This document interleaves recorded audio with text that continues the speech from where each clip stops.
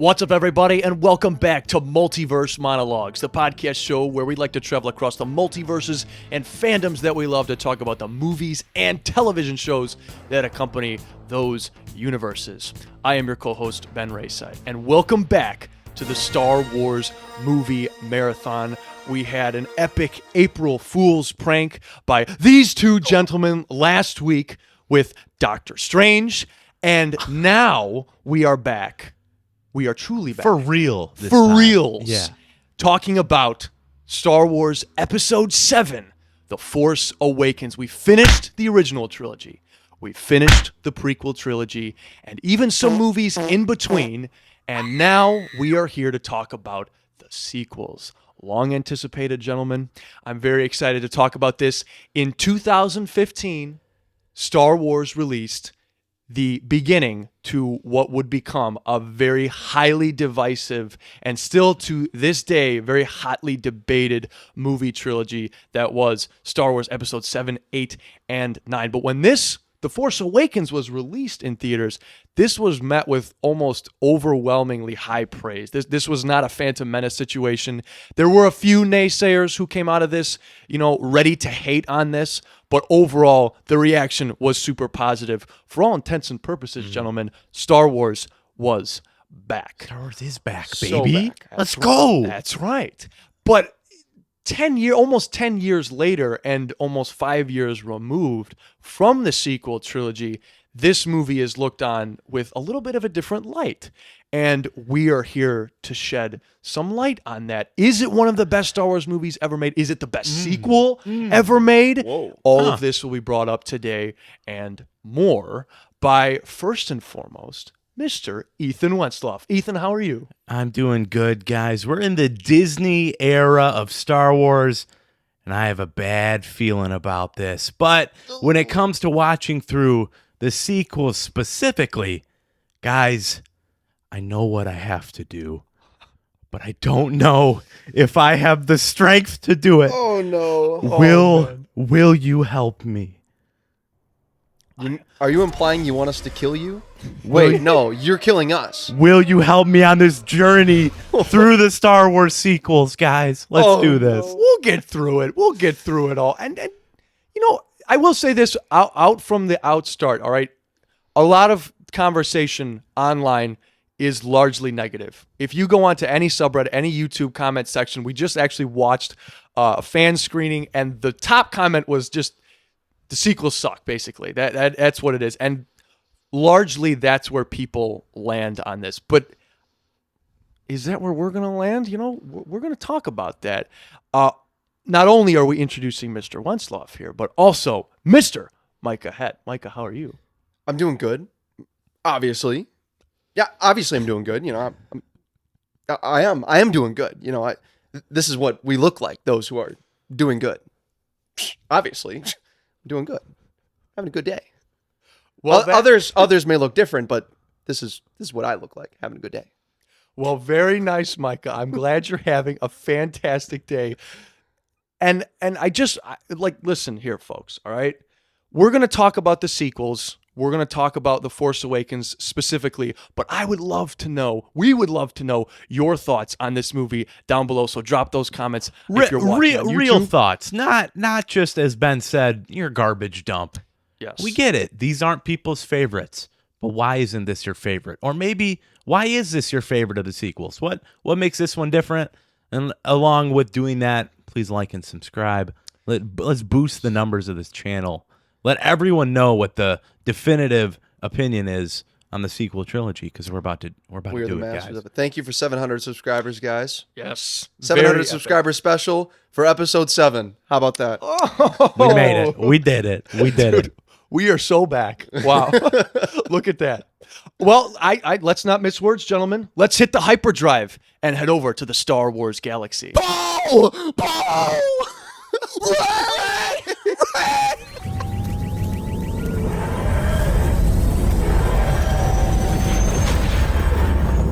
Flooding tunnels over that ridge. We'll get in that way. What was your job when you were based here? Sanitation. Sanitation? Then how do you know how to disable the shields? I don't. I'm just here to get Rey. People are counting on us. The galaxy is counting on us. Solo, we'll figure it out. We'll use the Force. That's not how the Force works. Luke Skywalker has vanished. In his absence, the sinister First Order has risen from the ashes of the Empire and will not rest until Skywalker, the last Jedi, has been destroyed. With the support of the Republic, General Leia Organa leads a brave resistance. She is desperate to find her brother Luke and gain his help in restoring peace and justice to the galaxy. Leia has sent her most daring pilot on a secret mission to Jakku, where an old ally has discovered a clue to Luke's whereabouts. That, folks, is your opening crawl to Star Wars: The Force Awakens. And Somehow the Empire returned. wow. Well, in the form of the First Order. I just want to give a little bit of a lore dump here behind the scenes, because we reviewed Clone Wars, what would be 2 weeks ago now, and that was released by Lucasfilm. But in 2012, Lucasfilm and LucasArts was sold to Walt Disney Studios for $4 billion. And pretty much everything that Lucasfilm and LucasArts was working on at the time, that was pretty much shelved. And Legends, what became Legends, a lot of stories in the galaxy far, far away became decanonized. A lot of video games were canceled. And that had a lot of people not so excited about this, especially the cancellation of the Clone Wars. But what did get people excited was the announcement of a new Star Wars trilogy. Not only that, but a continuation of Episode 6 with Mark Hamill, Carrie Fisher, and Harrison Ford returning to reprise their iconic roles. All of it? All of it. In Star Wars Episode 7. And I mean, I want to take ourselves and the listeners back to 2014 and the summer of 2015 when the trailers were releasing. Do you guys remember that time? I know I for sure remember the hype surrounding the next Star Wars film. Like, Ethan, do you remember? It was hard not to be excited for this new Star Wars, and this was at a time when, even because prequel love has really just had a resurgence in the past 10-ish years since the sequels came out. People still weren't in love with the prequels. The vast majority of the world wasn't. So an idea of a Star Wars that would unite the generations, I was really on board for this. And getting to see Luke back in his prime, come on, that's something we're super excited for. Star Wars is a huge universe, and you always want more stories to be told. So yeah, I think excited is a word that everyone had, and levels of excitement vary. I know I wasn't as deep into Star Wars at the time as you, Ben. Wasn't watching the Clone Wars, so didn't have that feeling of, they got Clone Wars ripped away from me, but this was very happy to get this. Oh, for sure. And for a time, it really took people's attention away from Rebels, which was, in many people's minds, a cheap continuation of what the Clone Wars was. Now it would go on to be the peak that is Star Wars Rebels, but this really was like the big ticket item. We're going to talk about numbers, but you want to talk about box office numbers. It's insane. Micah, do you remember this? Were you excited for Force Awakens? I do remember watching the trailer and then not really being on the hype train. I mean, I was like a freshman at the time? Yeah, freshman. Yeah, because you guys were sophomores. I was a freshman. You guys are just old. But I wasn't into Clone Wars at all. I was actually actively against Clone Wars because I remember just not liking the animation and not liking that my friends had cable and I didn't. And they brought so Darth I couldn't Maul watch back. it anyway. They brought Darth Maul back. I didn't know about that at the time. Retconned his death. I didn't know that Darth Maul was brought back until I saw Solo, which we'll get to that in a few movies. That I can't wait to talk about that. Yeah. So I had no idea that Star Wars was still pretty alive and well on the extended universe, but I could imagine that people were excited to see a completely blind, look on the future. Similar to the prequel trilogy where George Lucas had this block. He's like, you can't make any movies during, nothing about this time period. All right, sure. Now he just retconned everything past Episode 6. So everything's on the table. He could take any of the plot lines. He could take any of the characters. He could do whatever he wants. And here we go with kind of an amalgamation of a bunch of different plot lines that we've seen kind of before. And we see a lot of new things and just whipped up into one new movie. And I was kind of excited about it. I didn't know anything about that stuff, but I was kind of a few steps away Star Wars fan. I was an outsider looking in, big prequel fan, big OT fan, going in. But I wasn't like grew up with it, but it was very much like something in your past. My family wasn't on fire for this movie. They weren't like, oh yeah, let's all go see it. I had to. Star Wars had dropped, right? The release day had come and gone, and everyone at school was buzzing about this movie. There was this buzz going around. Same thing with Infinity War. I remember. And if you guys remember the Infinity War podcast, similar situation, but I saw Infinity War pretty early on. It wasn't until I think winter break that I got around to seeing Force Awakens, and I had to convince my parents to take us because I didn't have a car. I couldn't drive anywhere. So I was like, Mom, can we see Force Awakens? This is Star Wars in theaters. Yeah, you got to go see it. I feel like I'm missing something. If I don't see this movie, I won't have that story to tell my kids someday that I went to go see Star Wars while it was still in theaters. Because back then, I didn't know that movies were re-released. Well, re-released in theaters. Yeah. Nowadays, re-releases are happening all the time. But here, I had to be like, Mom, can we see this? And we saw it right across the street, right over there at the Extreme Theater. It was sick. I think it was the first only 3D Star Wars experience I had. No. I definitely saw Rise of Skywalker in 3D because I remember the Star Destroyer popping out. That was pretty sick. But yeah, super cool. Yeah. And I just remember watching it, being hype, and that's about it. I mean, it's Star Wars. Come on. And it's on the big screen. Come on. Yeah, you're talking about freshman and sophomore year for us three collectively, and getting to see a movie opening night was a big privilege. Oh yeah. Back in the day when you couldn't drive, like going to see a Thursday night was huge. And I'm sitting there Friday after school, a basketball practice, and a kid runs up to me, goes, I saw Star Wars. Han Solo dies! He died! I'm like, no. I'm like, what? What are you doing to me? Man. I was going to see it that Saturday. You got it spoiled? I got Han Solo's death spoiled. Another my thing on goodness. top of that for me was a week before I had just seen a movie. And I was like, I saw the poster. I saw the poster for Force Awakens. I think they were still rolling trailers for Force Awakens. And I was like, Mom, Dad, I know we just saw a movie. I know we don't go to the theaters very often. But we got to. But this is Star Wars. I remember this conversation. Your dad wasn't like jumping out of his boots to see the no, new Star he Wars wasn't. movie? Like he likes going to movies, but he's not going to go out of his way to just go see a movie by himself That's or fair. like drag all the that's kids fair. along. But since I was excited. My brother was hyped on it because he was more into computer gaming at the time, so he was hyped for Battlefront too. Oh yeah. And Battlefront was huge, and we'll talk about the Battlefront discussion a little later probably. But man, like this movie was hype.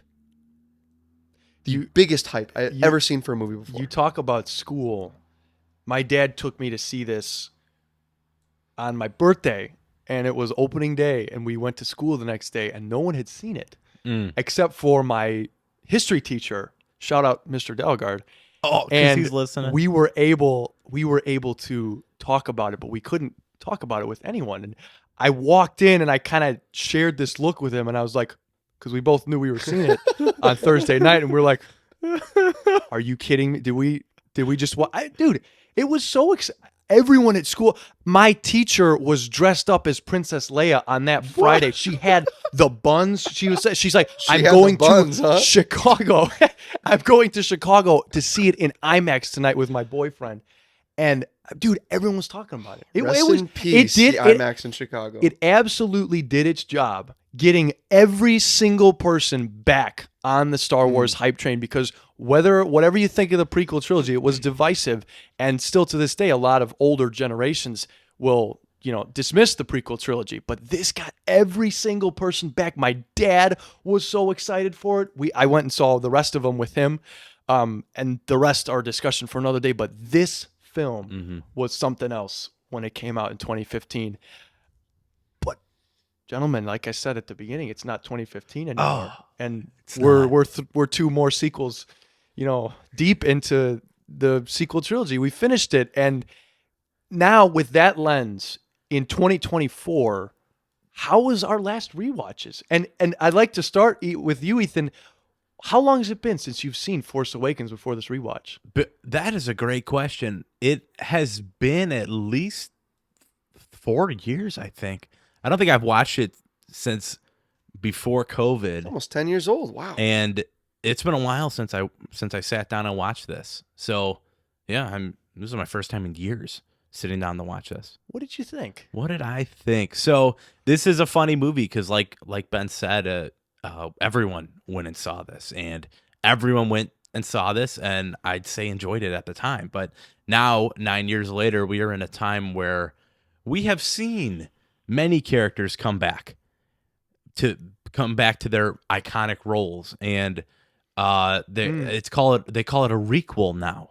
It's a remake, sequel, kind of rebooting the characters, but also integrating old elements from past movies too. And this one does that a lot. Like, yeah, the idea of seeing Han Solo back, and the idea of seeing Luke back, the idea of seeing Chewbacca, the Millennium Falcon, Princess Leia, all that that was amazing. And that feeling of seeing that again will never be taken away from it. Now we're in a time when, okay, Tobey Maguire has come back, Andrew Garfield has come back. We've had all these legacy sequels happen, and this, as time passes, I feel like this, for what it is, this feels less special than it once did. Because to me, this ushers in what I think I call Disney Star Wars.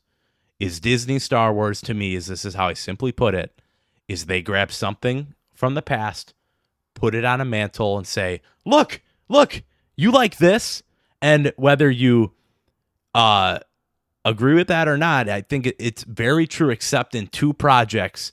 Think Last Jedi. season one of The Mandalorian, and I think Andor really kind of shy away from this formula. Because even if you love Ahsoka, that's past characters coming back, referencing past things. Even Rogue it's One.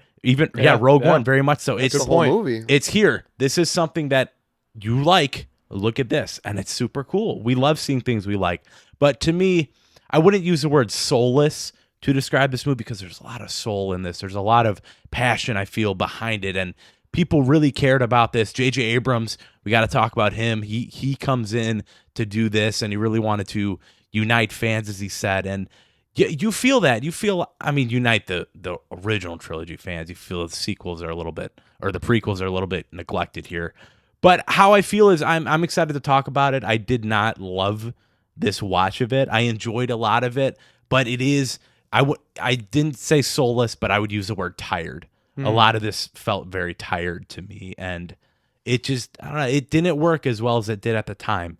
Seeing the Millennium Falcon back, like, that's super cool. And the Falcon.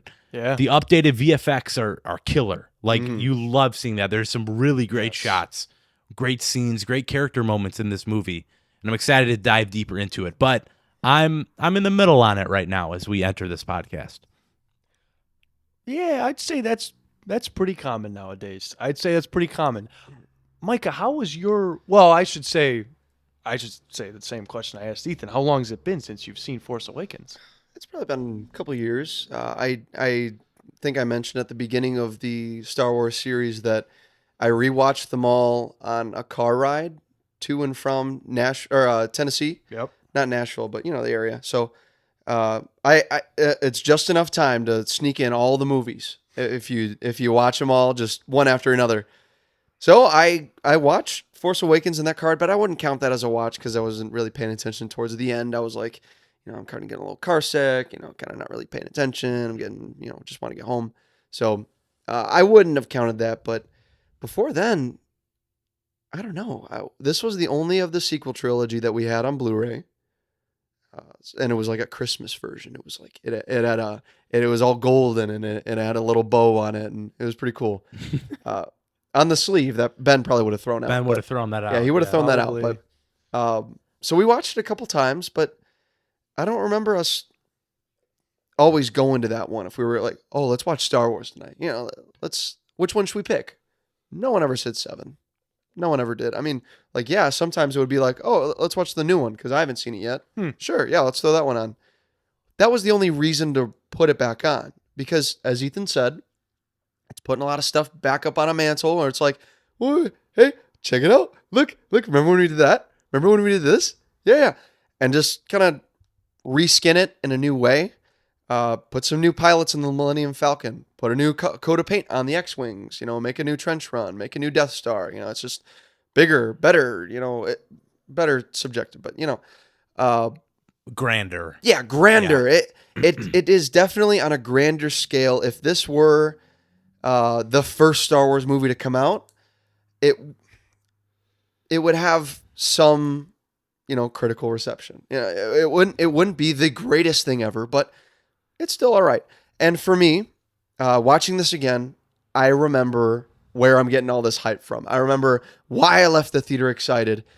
This isn't filmed like the other Star Wars movies. This is filmed more like an action movie. Yeah.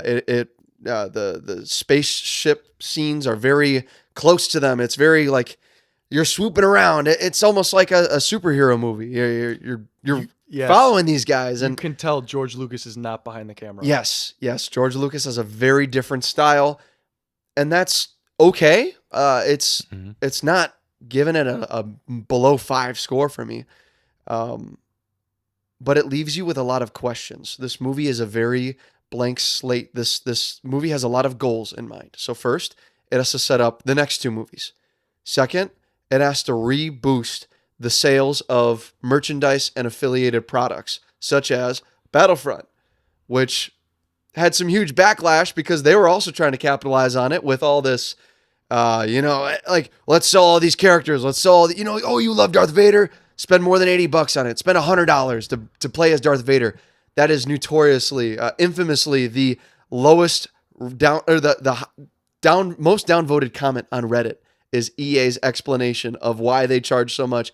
It's basically Lucasfilm needed this money for some reason, but got to boost these numbers. For me, Force Awakens is a great movie on its own. It is a great episode 7, what it needed to be. It couldn't have been anything else. They had to be bold in some ways. They had to be safe in more ways than that. They had to make sure that the audience who saw this day one, who also saw A New Hope day one, was satisfied. And they're all right. Like they saw it. They went out the theater and they were like, all right, that's exactly what I saw in the trailer. I guess I can't be mad. Well, but they were in some ways. I will say this. There was one thing that was noticeably absent from The Force Awakens that the trailers did not really, it didn't really prepare audience, and that is, of course, the absence of Luke Skywalker. That's right. From almost the entirety of The Force Awakens. Yeah. So overall, to just wrap my convoluted thoughts up, is it the worst Star Wars movie we've seen? In this watch through? No. Because we've had some stinkers. Yes. Is it the worst of the original 7? Yes, I would say so. Interesting. I would say just right off the bat, based on what we've seen so far, it doesn't have enough originality. There is a lot of original elements in this, but they don't play them out in the way that a singular movie should. It plays them out as a first act of a full movie. If you combine all 3 of the sequel trilogy together, you should get this complete story. As a first act, it's great. It does what it needs to do to set up these characters, to give you these questions, to get you hyped, to get you back in the theaters for The Last Jedi, and even string you on for The Rise of Skywalker. A lot of people after Rise of Skywalker were like, all right, well, there's still all these unanswered questions from Force Awakens. Who's Rey's parents? Is Finn Force sensitive? All these different questions were still not answered after Last Jedi. Force Awakens did an amazing job. That hype led all the way through past Rise of Skywalker. And even into Mandalorian, I think. I would say the hype train is the thing that kept this movie alive. And the imagination of the audience the questions that it asks, So the unansweredness is what is good about this movie. I love you. I love that you Oh, you mentioned love the me. imagine. Yes, of course. I love that you mentioned the imagination of the audience. Which a lot of times, like for Phantom Menace, it did it wrong. Like people hated Phantom Menace because their imagination got the best of them. For Force Awakens, I think that they set expectations a lot better than they did for prequel trilogy, which is So good. Oh, for sure. Yeah. Listen, I have so much to say on The Force Awakens, but I want to start with something positive. And that is that if you are a Star Wars fan, especially a long-time Star Wars fan, I think this movie is like really, really good because of the questions it sets up. It became a meme. What is your Snoke theory? After Force Awakens came out, there was so many questions that this movie set up. The lightsaber. Where did Maz Kanata get the lightsaber? Luke Skywalker. What has he been doing on Ahch-To all this time? And is that poor writing or is that genius writing? Who the heck is Rey?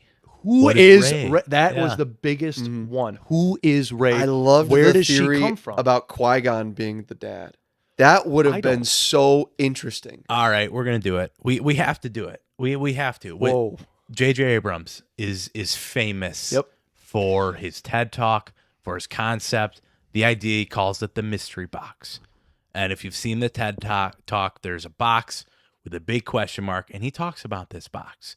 And he says, you can imagine anything you want in the world is inside this box. And no matter what, when I open up this box, people are going to be disappointed. So it's better to keep that box shut. That's kind of that you can go watch a TED Talk, but that's kind of the dry run. Yeah. And this is where That's exactly what this movie is. this is where a lot of J.J. Abrams criticism comes in. And I'll say this right now. I really love J.J. Abrams. He gets a lot of hate. I'm really sad he hasn't returned to making movies since the Star Wars trilogy. But J.J. Abrams created Lost. So I got to give J.J. Abrams the love he deserves. Just rewatch his Star Trek trilogy or his 2 Star Trek movies. I really enjoy those. And I think getting him to do Star Wars was a really good choice. Bringing him in and saying, hey, you reignited the love for Star Trek. You execute, like, visually, the Star Trek movies are beautiful. And I think bringing him in for this was a really good choice. But then you do bring in that mystery box. And what does that bring? Because famously Lost, when a lot of their mysteries were brought up, the answers for these mysteries were not dreamed up. J.J. Abrams went, it would be cool if this island had a hatch on it in Lost. And then he left the show and said, you guys figure out what's in that hatch. I don't know what's in that hatch, but figure it out. So he is really good at bringing questions up.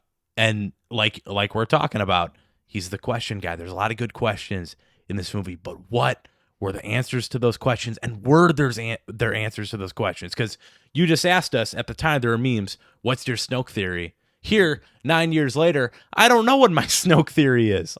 I don't know who the heck Snoke is. My dad asked me when watching this movie, who is that guy? Who's Snoke?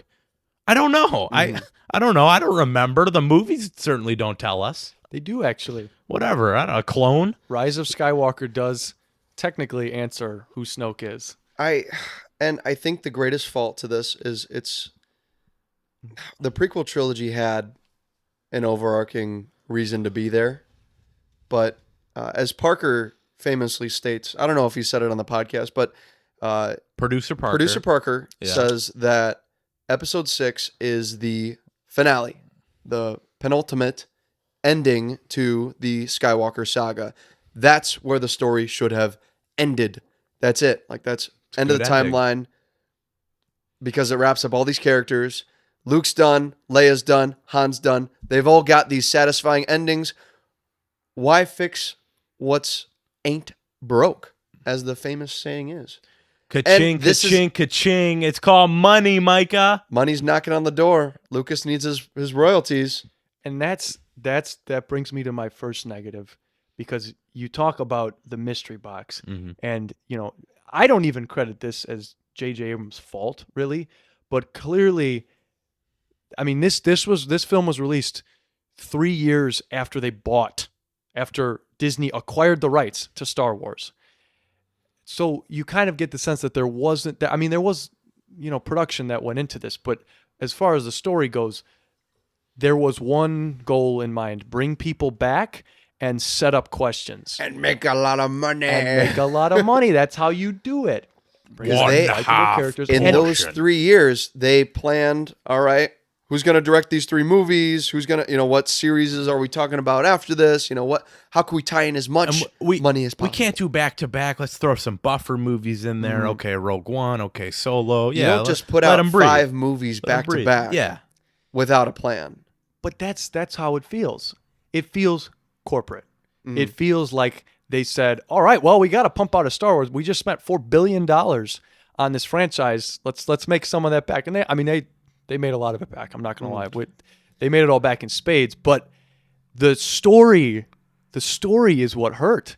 And I know that a lot of people like Force Awakens and what it sets up. But even here, there are seeds of just. You can see where they kind of go off the rails in the sequels. And also, we'll talk about it when we wrap up the trilogy. I don't want to get too outside of Force Awakens Right, here. because we're trying to look at these as Yes. individual It's movies. so and- yeah, It's so hard hard not to to do look it, at though, those right. 3 because Force Awakens just has so many questions that They the rest of them. But why not have JJ do all 3?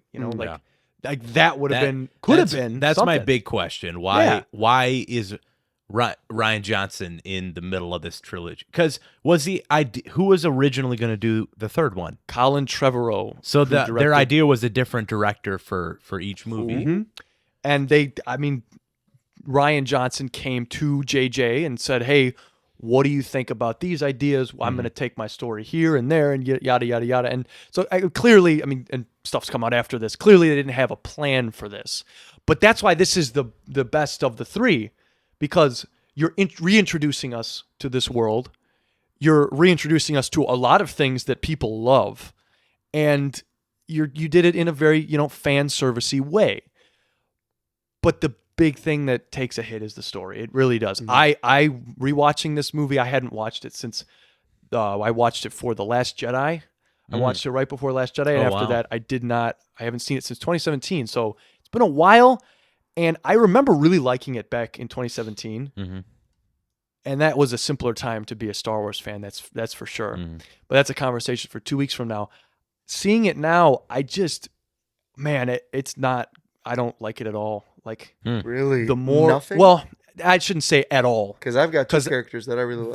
There is some good in this, but is good in him. so much of this I just am frustrated with. I love how you put that it feels tired. This Force Awakens feels tired, and it's just hard to watch this and not get angry. Being the Star Wars fan that I am, it's hard not to watch this and get angry, and to know that will only grow as time goes on, as we get farther into this. Hypothetically grow. We don't know. I don't know. For me, I feel like you can get angry at this movie, but it's not because of this movie. I feel No, it is. I think though, for me, it is. the questions and the world that it's creating for this sequel era is fine for me. I love the characters, like Poe and Finn together. That's electric, man. I love them in the TIE fighter flying around and shooting up the Star Destroyer and just it's awesome. I love Finn's energy. I love Poe when they're on Maz Kanata's planet. Takodana, whatever it is. Taco Donut, and the Resistance starts flying in, and Poe Dameron's leading the squad. And Han's hands drop. Yeah. Oh, man. Good shot. That shot is amazing. And then when Poe's flying over, he's shooting up all these TIE fighters. The shot, it tracks Finn on the ground, and you see Poe in. Yeah. That is a great shot. There is a lot of that is good, really in this movie. Visually, I'd say I have almost no qualms. Oh, I love this. I love that this feels like, it doesn't feel tired to me. It feels like they care, but they're being careful. They're careful not to make any decisions. The only decision they're making is to make prompts, questions. Here's here's a new character. Here you go. We're not going to make any. All right. The only thing we're going to do is kill Han Solo. All right, there we go. How's that? But there you go. You got that's not really a choice you can be mad at because Of Harrison since Ford. Empire Strikes Back, Harrison Ford has asked for Star Wars to kill off his character. Yeah, exactly. So Of course he's going to die. in this retrospect, it feels almost just poetic, Mhm. and yeah, one. It's poetry. poetry rhymes, man. Like George Lucas says, that's why so many of these elements mirror each other. But I do feel like, okay, we're doing the Death Star again. All right, it's bigger, it's better. But you also have to remember, chronologically, sure, yeah, it's recent, but release order, Right, it's been years, and 30 years? Yeah. 30 years. Yep. But it makes sense that, like the opening crawl tells us, the seeds of the Empire. It makes sense that they would form back together and then go, what let's do it again. Do it again. Let's build a bigger thing, but this time we'll make it a planet. This time they had a goal in mind. They only wanted it to destroy the Senate, which was cool to see a return of, all right, yeah, we're destroying the Senate where people hated the government in the prequels, so let's just Take it knock out. them off the face of the galaxy. Coruscant was not destroyed.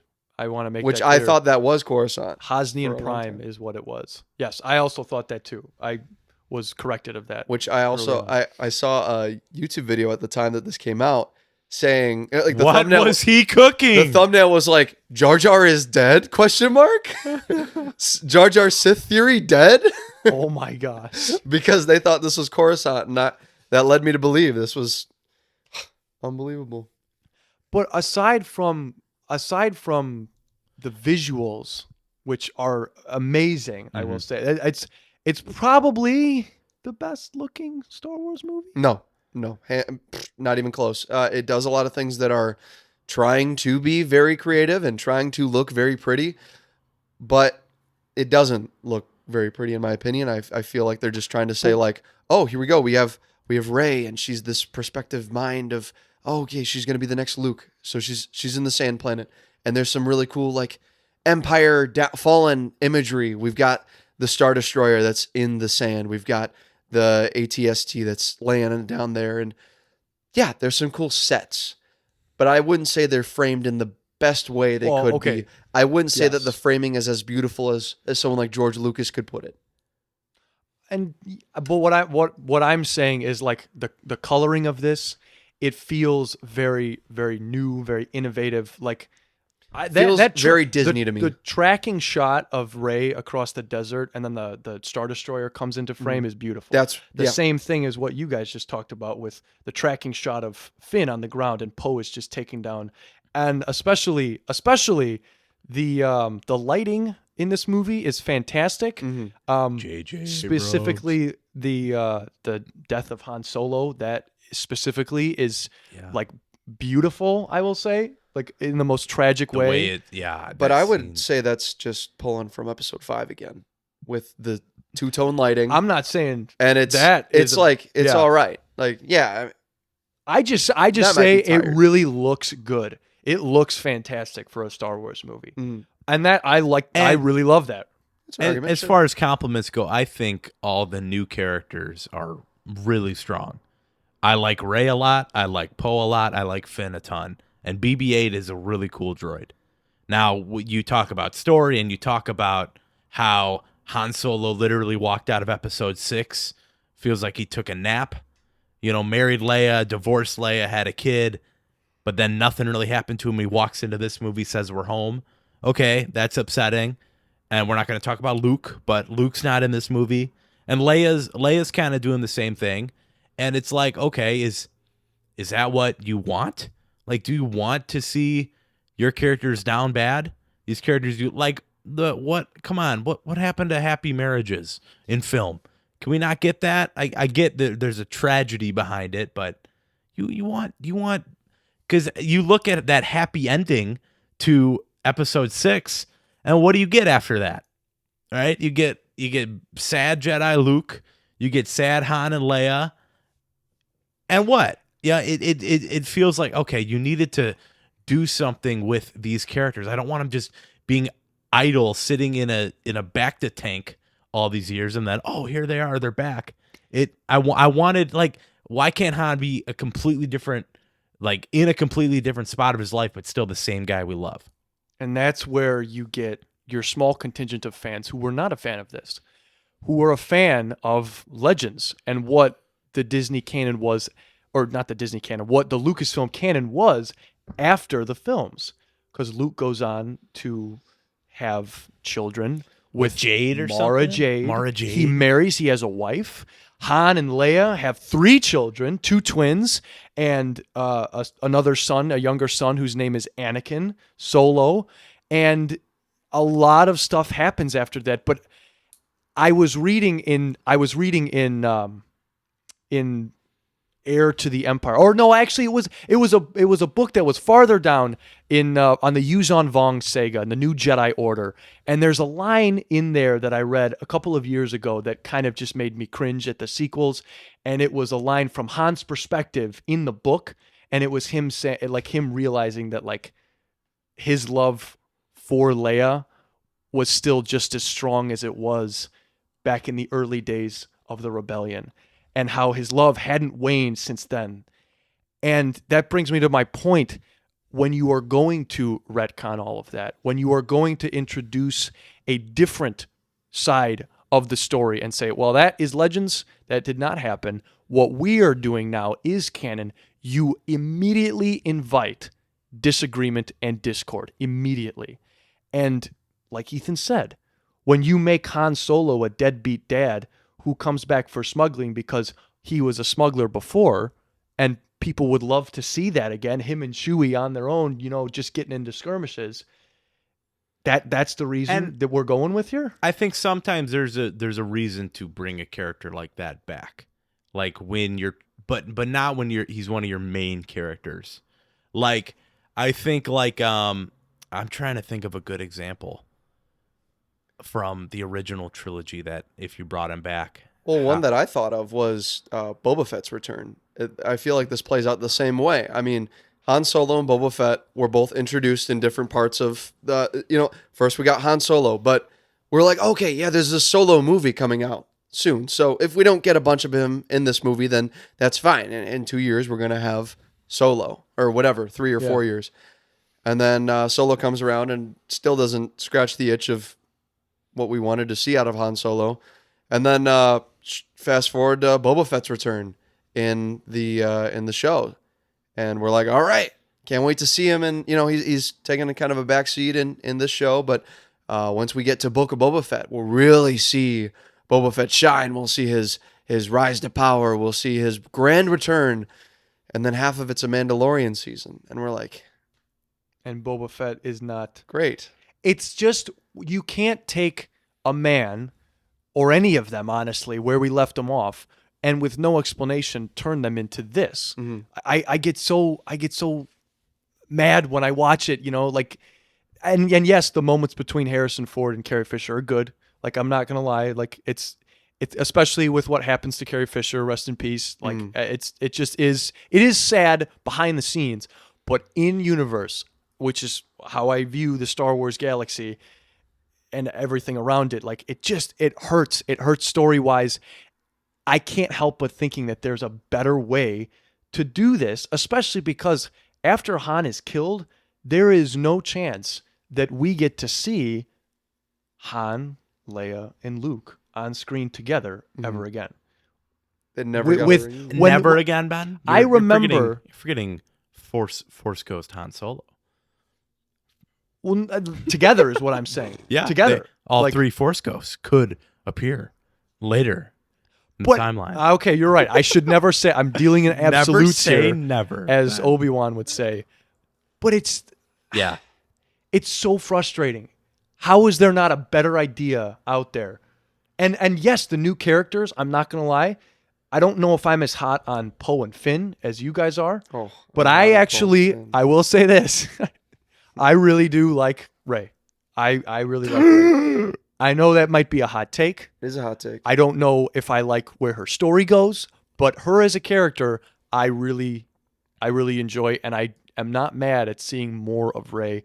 She got a lot of backlash. Daisy Ridley, very undeservedly. Everyone behind these yeah, movies that's did. true. Yeah, well, did you hear what J.J. Abrams said to Daisy Ridley? Oh yeah, He said, "This isn't just a role. This is a religion to people, and you can't mess this up." Basically, is what he said, and that caused immense stress on Daisy Ridley. Apparently, a lot of the other cast members were feeling the same sentiment, where J.J. Abrams was just like, pressure, pressure, pressure.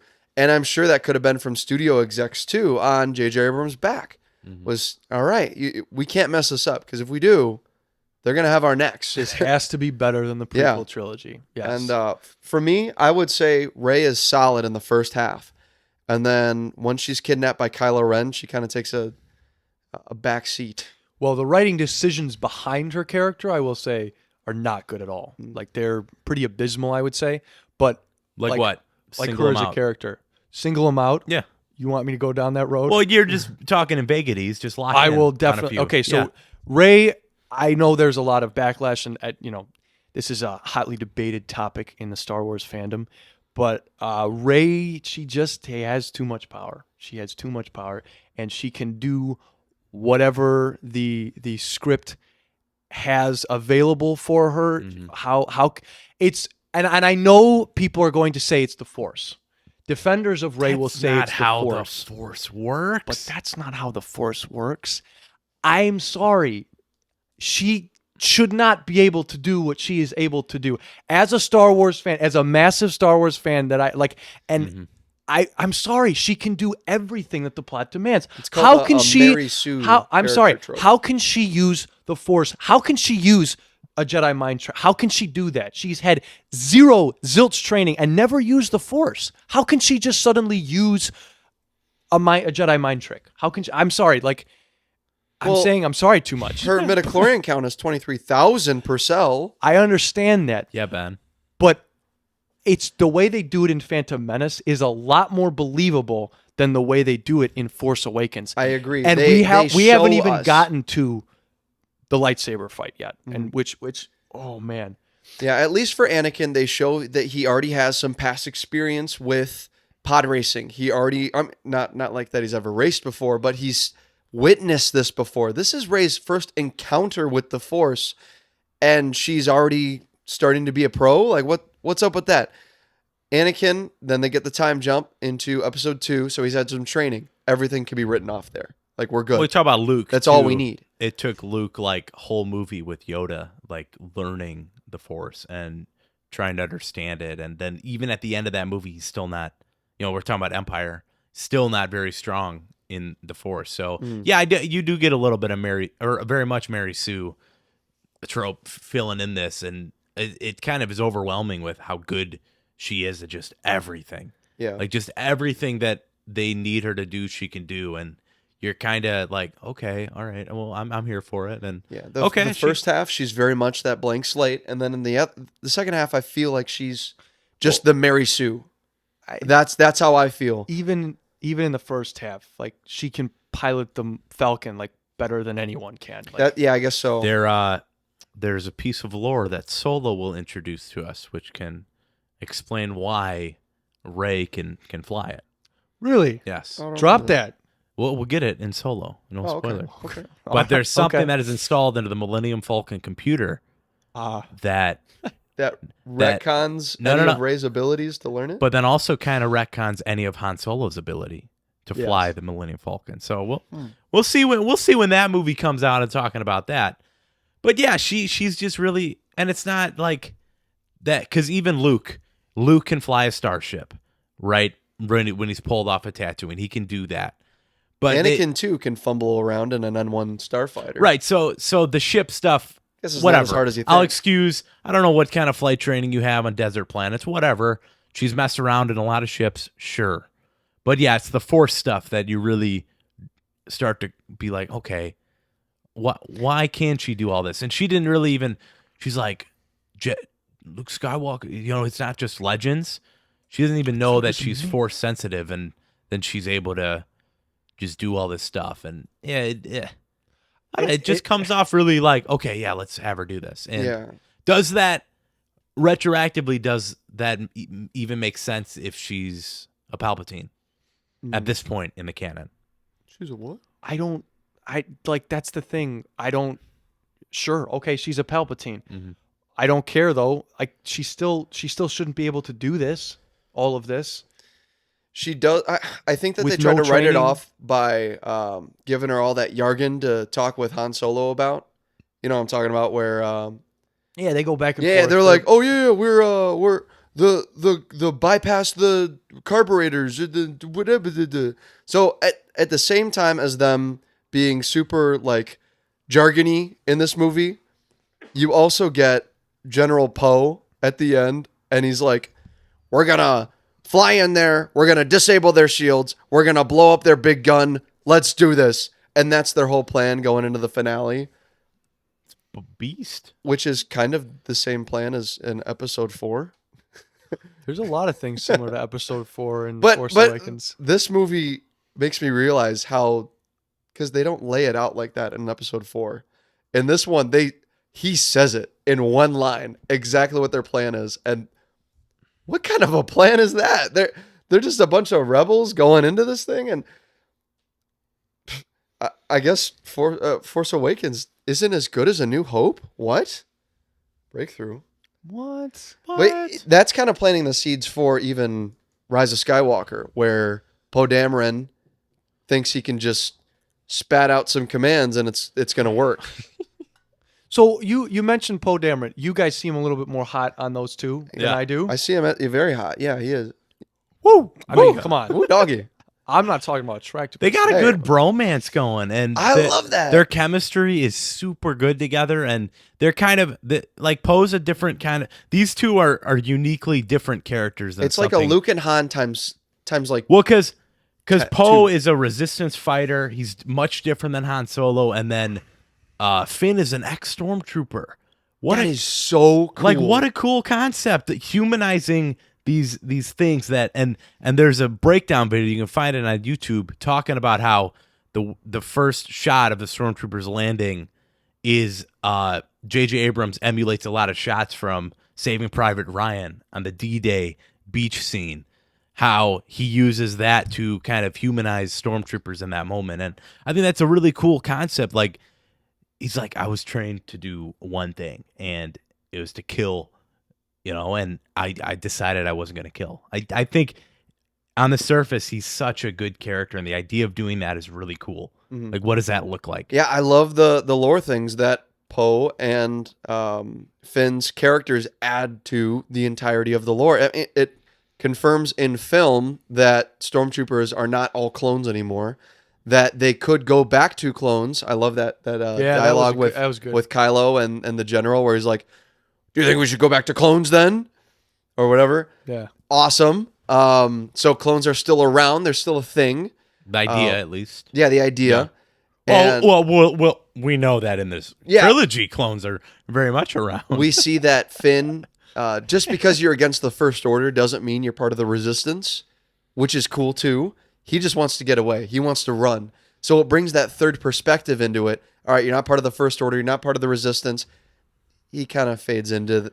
There's a lot of Flanderization of these characters throughout the trilogy, where they become just like, all right, you're just going to be a rebel guy now. You're just going to be the sidekick. And you talk about trailers, And you lose that leading from this up movie. to the release of this. There's an interview with John Boyega where he talks about how, just as characters who represent the African American community, how when you promise something, you need to deliver on that. Just because people get really passionate and excited. So if you promise, hey, this guy Finn, he is going to wield a lightsaber. This guy, because what did it felt like he was going to be a really central part of this. Like, Come on, guys. Yeah, that's the poster The with posters him. we're looking at these. He's got the lightsaber in the poster. There's a poster with him that says Destiny Awakens. Come on. And for him to not be a Jedi at the end, I can't well, fault not this even movie at the for end, it. but You can't fault Force Awakens for that. You No. just can't. You can't. But Because this movie promised that he would be a Jedi, very clearly there. Very clearly foreshadowing it. And it goes nowhere. But it's not Force Awakens' fault. no. and we have to remember that in our scores. Set up. Yeah. Well, yeah. I know. So I have a hot take. I think Poe and Finn's bromance is kind of cringe. Well, you're kind of cringe, so but- you can leave. You did Get out of bring up- here. You did bring up a very interesting element that we have surprisingly not talked about yet, and that is Kylo Ren. Yes. Kylo Ren, the son of Han and Leia. But it's like something I all right. want to talk about. I love Adam Driver as an actor. I have since Force Awakens. He was the one that I followed around to more of his indie movies. Marriage Story is amazing. I enjoyed 65. I You also did- enjoyed Oh, 65. okay, you did. Yeah. Yeah, there's a lot of good stuff that he's in. A movie called Love Actually, I think, where he's talking about nachos. I'm sure Is you've heard he the in quote. Love Actually? Actually, I don't think so. I don't know. Whatever the think Daniel so. Radcliffe one is. Yeah. It's not Love Actually. The nachos thing is from Marriage Story, I'm pretty sure. No, it's a different one. Is Love it? Actually has Andrew Lincoln. We in might have it. to fact check that one, folks. Yeah. But anyway, Adam Driver has gone on to do in the SNL skit. Dude, that's a good skit. the undercover boss. Yeah. Amazing. That's yeah. peak. What if? That's the movie. Is the one where Ponder the question. ponder the question. What if? Really? Yeah, that's a pretty fun one. But Adam Driver has proved himself since then that he's not just a angsty teen, Darth Vader wannabe, bursting at the seam. I'm gonna blow up at any moment, kind of unhinged Sith character since then. And I'm glad. Do you like Kylo Ren? I think he has, with a lot of these characters, roots of greatness. You can see the through line to what could have been Kenobi. But now it's... Do you like him in this movie, though? Yes. I think that they don't dwell on any of the characters in this for enough time to give them a full arc. So... the twist at the end with him killing Han Solo, you think that he's going to go for it. Like he's going to turn to the light side, but then the light fades. It's all red now. And the lights, the realization strikes both you and Han and Kylo at the same time. The lightsaber ignites. He dies. Mm-hmm. I don't know. It's like, can you make an informed opinion on any of these characters without, just based on this movie? Without, you need more. yeah, you need more. Kylo is my favorite part of this movie. Like I do really like him. I love the but I just- scene where he's talking to the Vader helmet, which is later revealed, but he's like, "Forgive me, Father. Forgive me, Grandfather. I feel it again. The pull to the light."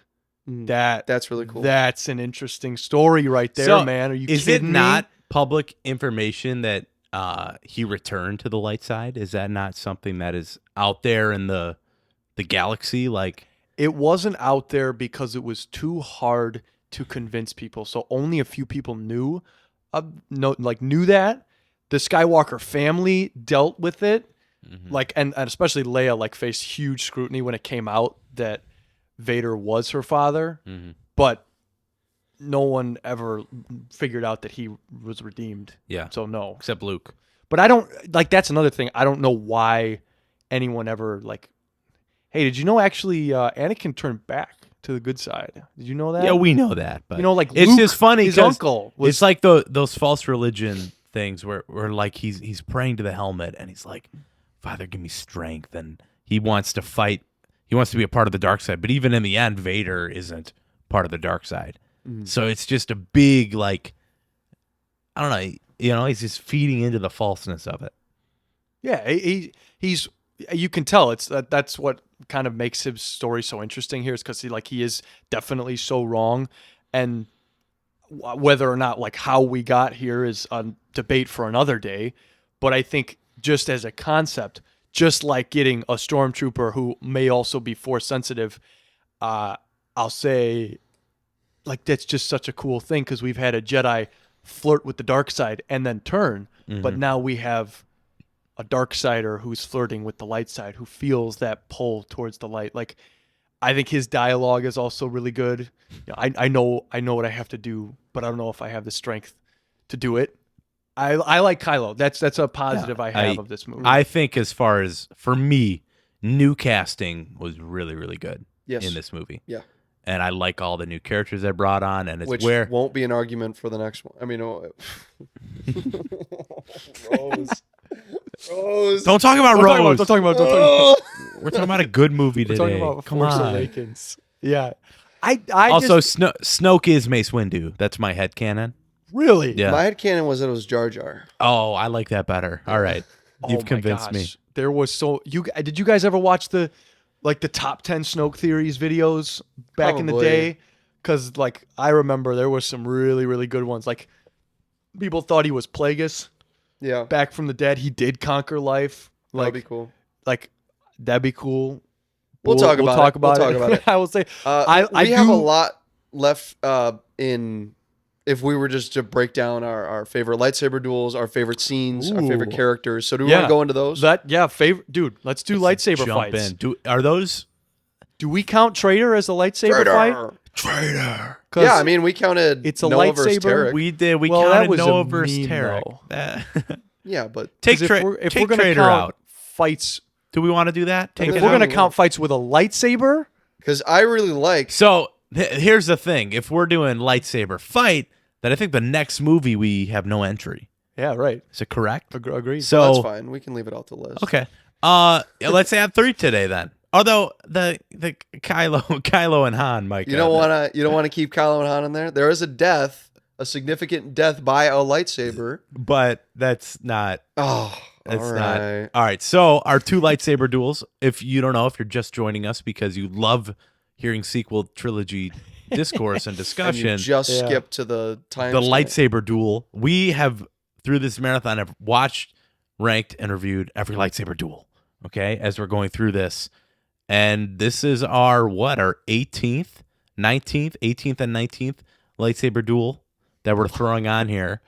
So we have Traitor when Finn fights a stormtrooper, and then we have Kylo, Rey, and Finn in the finale in the forest. We're with counting the that snow. as one duel. I in and would of say. itself. Yeah. All right, that's Definitely. fair. I'm with that. Traitor. Trader, I'm gonna include the entire time that he has the lightsaber out, including when the resistance shows up. Oh, have that's one. number one. Throw that number Whoa, one. You're going already way too high. Holy catfish. Oh man. So that whole- where that does is this too high, rank? you're right. That Where whole does this scene rank? counts. Sure, we'll give it the extra like 2 points that it gets for. Oh man. It's not a very long fight, I like it there. and I like how it starts with I need a weapon. You, You have, one. He's like, wait a second, I do. That's one of those hype moments in the theater where you're like, oh, a non-force wielder is going to use a lightsaber. It's Let's like the go. second or third time in all of Star Wars that you Mhm. see it. We saw it in a past movie, right? Yeah, Han Solo uses one. No, not Han Solo. Like To cut literally open the tauntaun. in one of the past 2 movies we've seen it. Was it? Because I remember talking like in about episode this. 2 and 3. No, like yeah, it happened. Oh, I guess no, it was Grievous because he's a non-force wielder. Yeah, but so that would be like the second time, yeah. Okay. Yeah, that's fine. All right there. Yeah. All right, so Fine. just Underneath- underneath Obi-Wan versus Vader, In episode 4. and just Yep. above Obi-Wan versus Ventress in the Clone Wars movie. Yeah, that's fair. Yeah, that's okay. Sure. Yep. All right, Finn and Rey v Kylo. Yeah, Guys, number I'm one. thinking higher. Number 1. Actually, No, not number Why 1. would- all right. So a lot of people. Let me set this down for a second. A lot of people don't like the combat in this movie because people are like aiming at lightsabers or something. Guys, this is the first time Rey has ever picked up a lightsaber, and one of the complaints about Rey is that she's a Mary Sue. So why are you complaining that she's bad at using a lightsaber? If one of your complaints was that she's too good at everything. No, that's my complaint.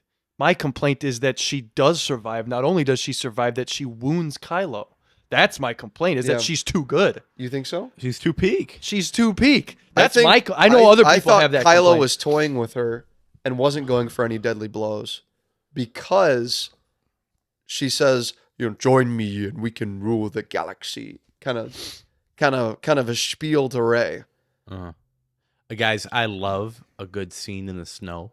I think a snow scene gives it automatic like 4 extra points. The from a lightsaber normal lighting scene. Like was amazing. The lighting and I don't know, the scene, yeah, it's not great, but I don't hate it as much as everyone else does. And also, I don't worship the prequel duels like you guys do. Yeah. I thought those are fine. I love our But this, No, I'd put it above Obi-Wan and Grievous. That's where I would put it. You'd put it above Obi-Wan and Grievous. Yeah. Down here? actually, I would. Yes, I like that. Okay, that was like my first that. spot that I put it. Yeah, I like that. Because okay. so just lightsaber fight in and of itself, yeah, Okay. it's okay. But you look at the story and it falls apart like catastrophically. Yeah, But I think it's one of the more visually stunning ones. Yeah. Just because of the setting. The sets in this movie are a big highlight. Mm-hmm. Jakku is really cool. This planet, Starkiller Base, cool idea. It breaks down with lore. Who cares? It looks awesome, right? There's a lot of cool stuff. Mm-hmm. I don't yeah, know.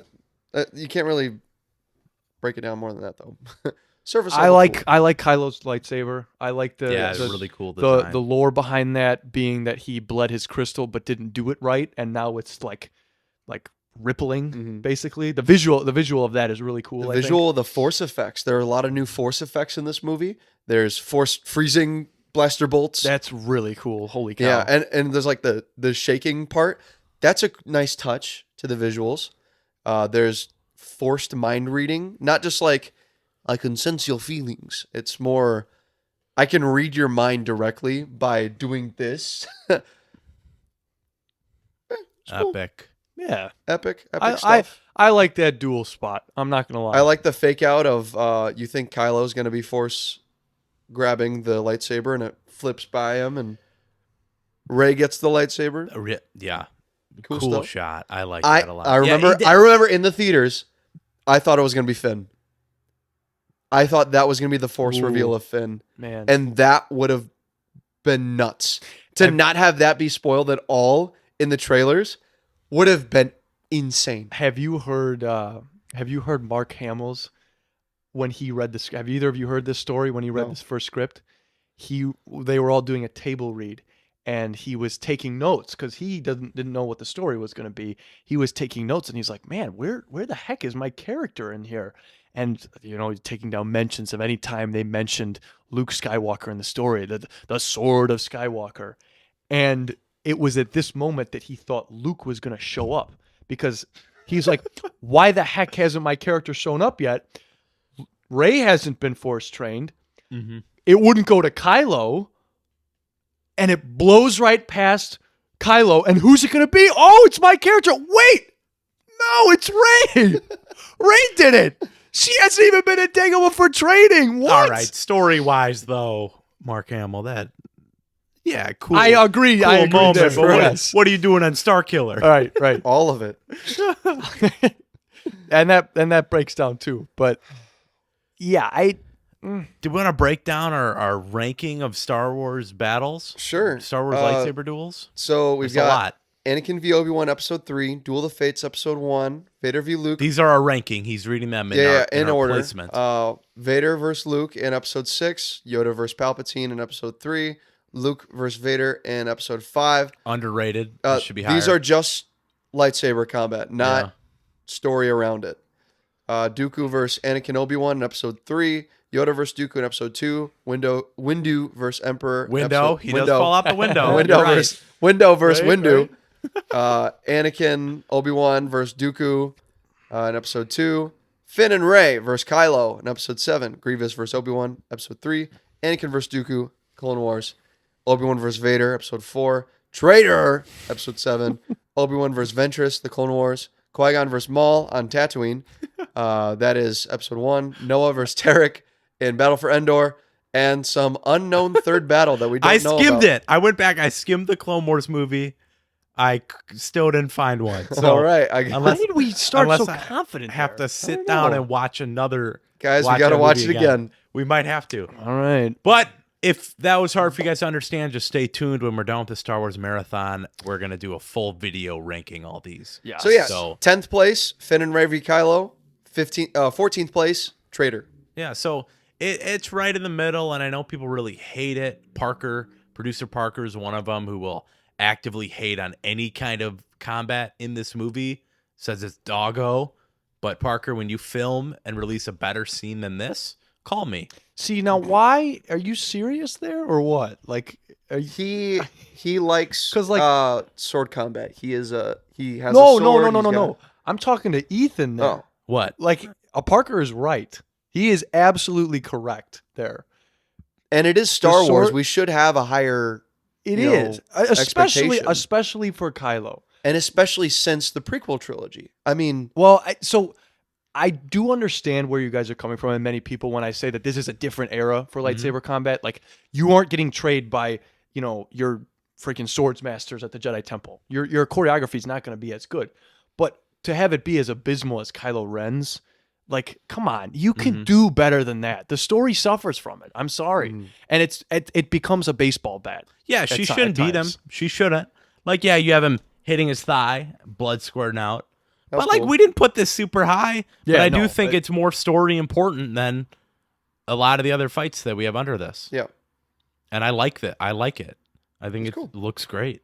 Yeah.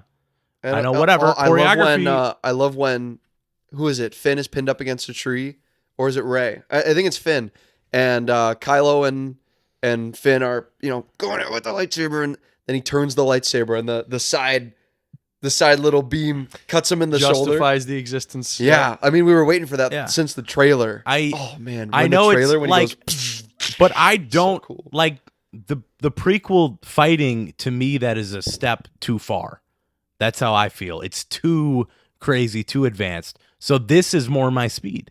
This is the level I kind of prefer, as opposed to what the prequels are and just twirling, and that is less realistic than what I think this is. I hinted at this in our overview, like teaser to the Star Wars series podcast, and I think that each trilogy combat has its place in the universe.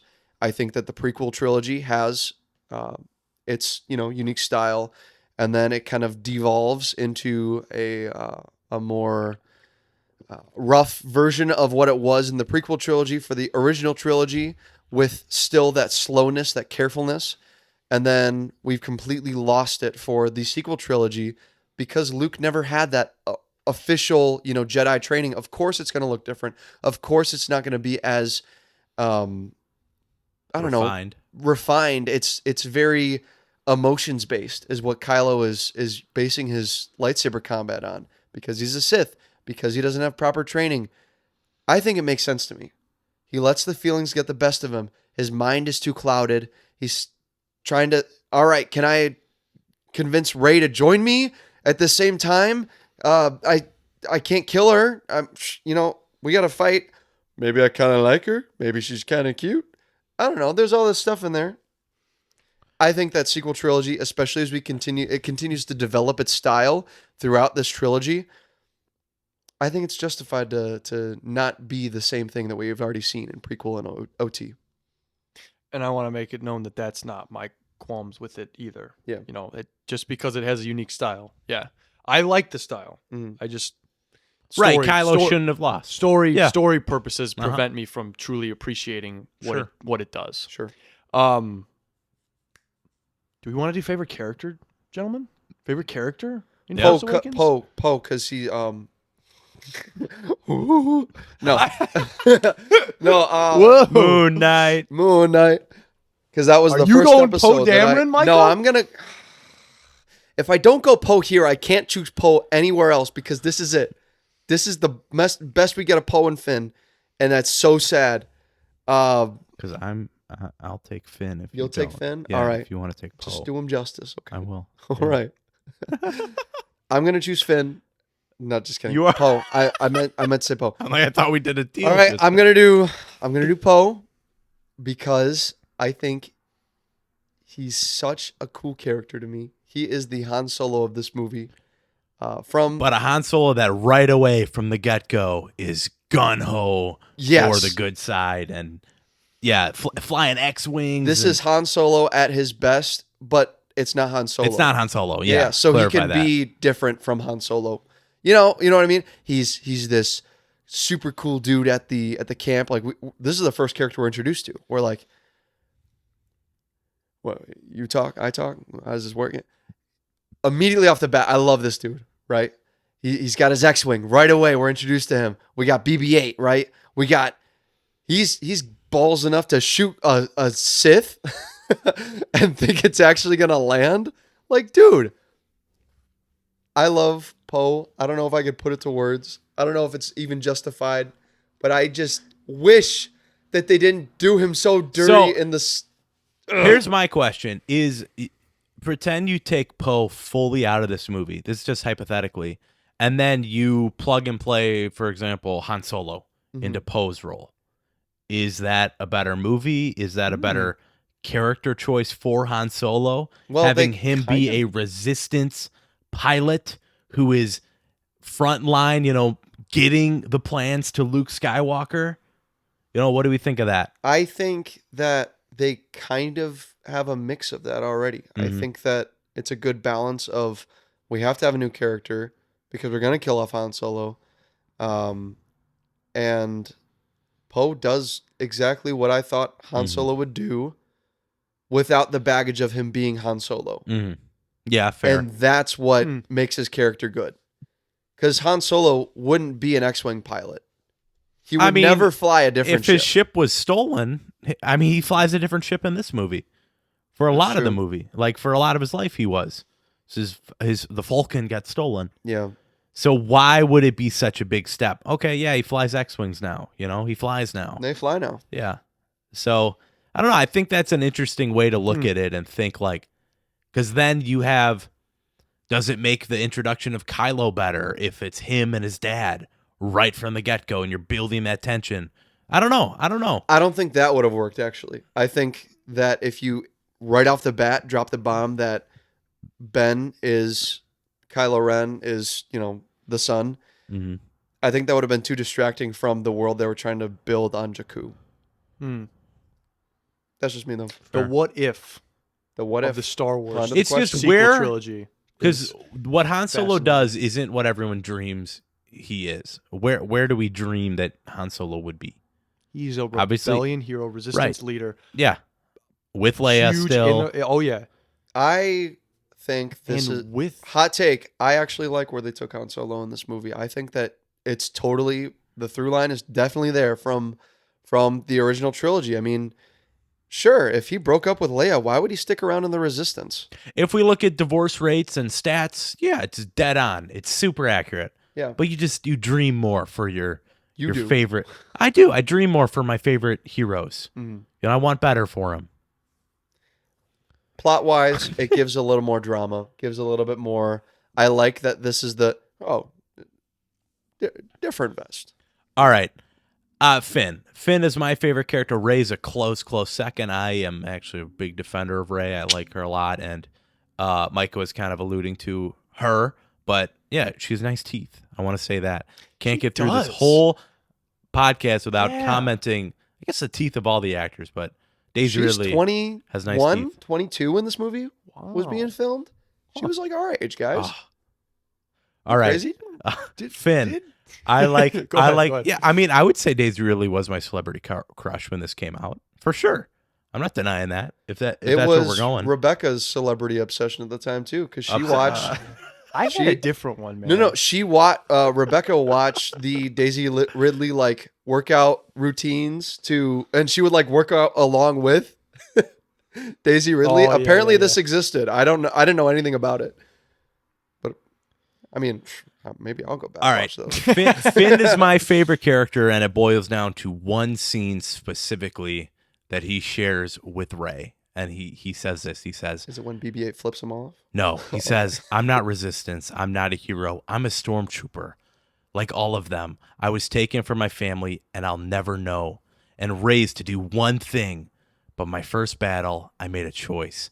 I wasn't going to kill for them, so I ran. I ran right into you. It's a little corny. I'll give you that. But it's awesome. I like it a lot. And he says, and you looked at me like no one ever had. And I was ashamed of what I was. But I'm done with the First Order. And I'm never going back. Rey, come with me. Not only did they strip his Jedi status, you know, the Jedi foreshadowing, but also the interracial marriage. Oh, J.J. Abrams, man. That is such a rich line right there. Like, you were abducted from your home. We talk about, like, kind of in the same way Anakin was. He was pulled out of his home, but you're trained your whole life to do one thing. And we're seeing it a lot with the Bad Batch right now. Is these soldiers, they're not treated like humans. They're treated as pieces of property manufactured to do one thing. That's what Finn was. He was pulled up, raised up by the First Order, made to do one thing, to kill. And Rey is the first person in his life to look at him like he's a human being. And I love how that plays in that scene, and I love his character going forward. And I think even in the next movie, they give him a lot of nothing to do, but from a character writing standpoint, I like his character in that movie all the way up till his second and final scene in that movie. And as the original trilogy was about breaking molds of characters, you know, Darth Vader has his whole redemption arc. In the sequel trilogy, they amp that up to 11, where every single character has this mold that they're breaking. Rey is mentioned multiple times. Oh, you're just a scavenger. I'm nobody. Yeah. And then she's like, oh, yeah, I'm just nobody.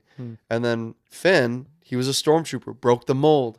Poe is eventually going to be a general who has to learn the humility that he can't be barking orders and be the only one who knows how to do things, because his opinion isn't always going to be right. Maybe. We will talk about that. But yes.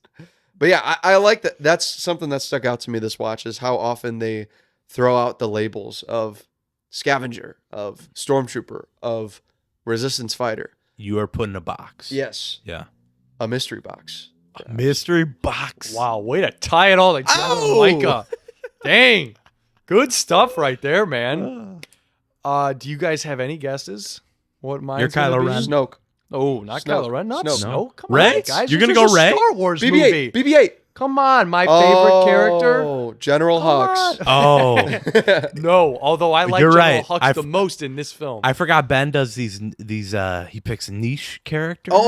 Shai Hulud Sha- showing up at Mascatana's castle. Wasn't that crazy? That's what I thought too. Wolfman, we got Wolfman. Can we get a there hint? too. Is it Mascatana? Is it? It's is not it Mas- Lin-Manuel Miranda voicing the song? No, It's Daniel Craig. It's not. It's not Daniel Craig. Daniel either. Craig Stormtrooper. No. Simon Pegg? No. He has a little bit more to do. It's Unkar Plutt. Oh, Simon Pegg's character. half portion. We made fun of that guy so much in school. I'll pay for him. 60 portions. And he just like dumps it all there. That ship, that's mine. Oh man, just wait until we get to Rise of Skywalker. Holy cow. And we get to freaking Claude. But no, Unkar Plutt is my pick for Force Awakens because he is epic. Every scene he's in. I didn't know Simon Pegg played him either, which makes it even more epic. But Unkar Plutt is my pick. Yeah, real quick. The CG mixed with practical effects, super solid. I love how they. It's kind of a renaissance of the practical effects in this good movie. mix. So many aliens are done practically. I love it. I agree. Love it. I agree. Let's do favorite scene, gentlemen. Yeah. Favorite scene. Do either of you have I already one? touched on mine a little bit, so Go I'm ahead, gonna yeah. just reinstate it here. The traitor fight into the tracking of Good action. Finn Yeah. on his lightsaber on the ground and Poe in the sky. Yeah. Super cool. That's one heck of a pilot. yeah, and Yeah. he doesn't even know that it's Poe the whole. Edge really cool. Yeah, kind of a cheap save for Poe. Like how How did he get out of there? did he get out of it? The Force. Who cares? That's how the Force works. Let's do it. yeah. My favorite scene is a scene that gets me every time.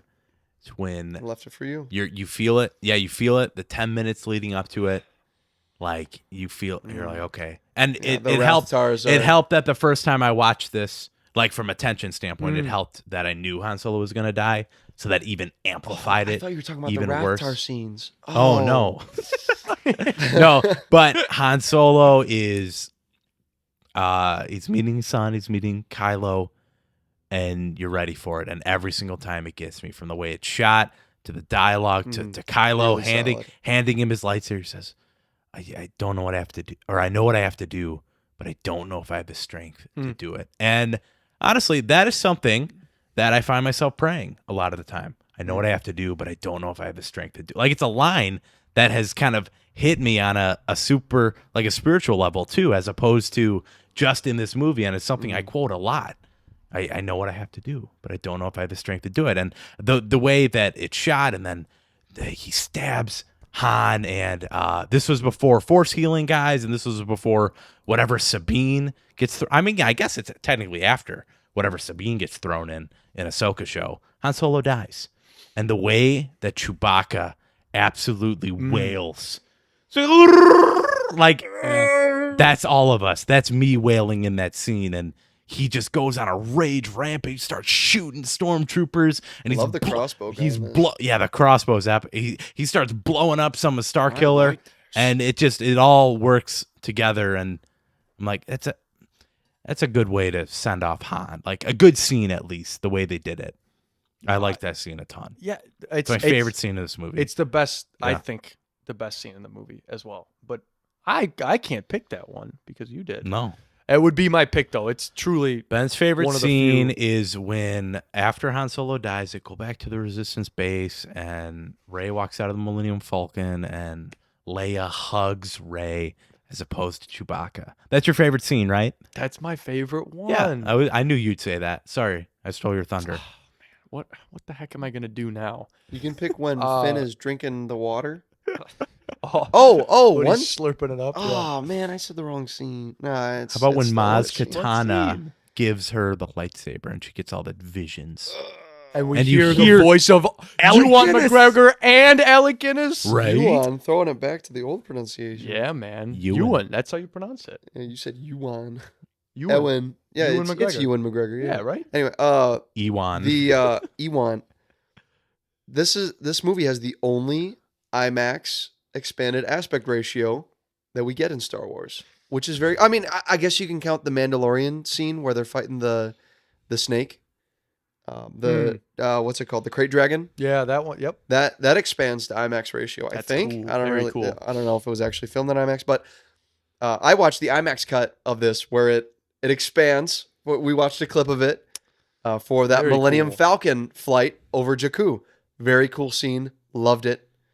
Hope I didn't take it from you. No. Okay, You cool. didn't take it. That was. But I on- did want to touch on was it not. before we Micah move on. Micah Oh, does yeah. this a lot, guys. He cheats. He takes 2 scenes. You know, I know. go ahead. Only We're allowed gonna to talk take about one. it. No. Yeah. No. You're right. I'm just gonna go with actually a Snoke scene. I love the first Snoke introduction, not where he goes, but you get that Andy Serkis dialogue is epic voice narration. Totally could have thrown the And- Batman up here. Man, dude, like It's okay. I remember sitting in my seat at the theater and just being like, "Holy cow! I want to know everything I can I was like, about "That dude's this dynamic." huge. Yeah, right. He's freaking huge, and then he disappeared. And I was like, "Oh, hologram." Yeah, Oh. everyone's like, man, that guy's massive. Because even when he appears in The Last Jedi, I'm like, wow, he's so small now. Yeah, what right. happened? Right, and he looks even a Just little a normal different in dude? this.